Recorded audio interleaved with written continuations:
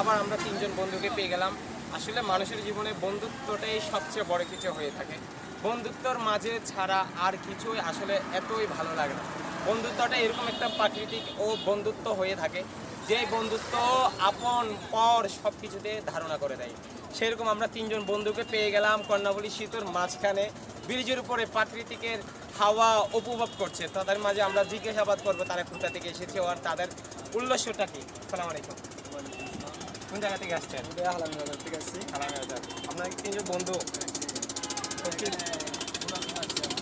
এখানে আসছেন কখন? শুধু বন্ধুরা আসছেন এখানে প্ল্যান করেন না প্ল্যান করবো এখন প্রেমিকা তিনজনের একজনের প্রেমিকারেন।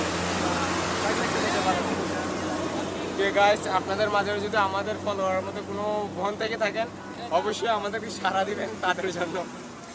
আপনি কোথা থেকে আসছেন? কালামিয়া বাসা। একজনের প্রেমিকা নেই? প্রেম করবেন?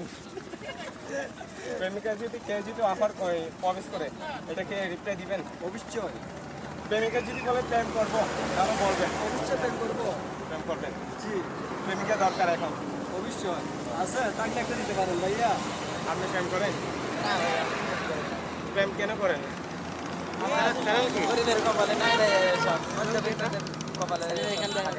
আমি তো জানি মধ্যবিত্তের কপালে আরো ভালো ভালো লিখে। আমাদের কপালে জুটবে না, আমাদের কপালে শুধু বন্ধুত্ব।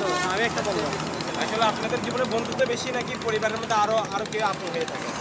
বন্ধুত্বটাই বেশি। বেশি। এই এই মাসের মধ্যে এই বছরের মধ্যে সবচেয়ে বেশি কাকে মিস করতেছেন? বন্ধু বন্ধু। তাই বন্ধুদেরকে বেশি মিস হয়। আমরা জানতে পেলাম বন্ধুত্ব এরকম একটা আপন, বন্ধুত্ব এরকম একটা মজা। বন্ধুত্বের মাঝে রয়েছে জীবনের আপন পর সব কিছুর মহাপর।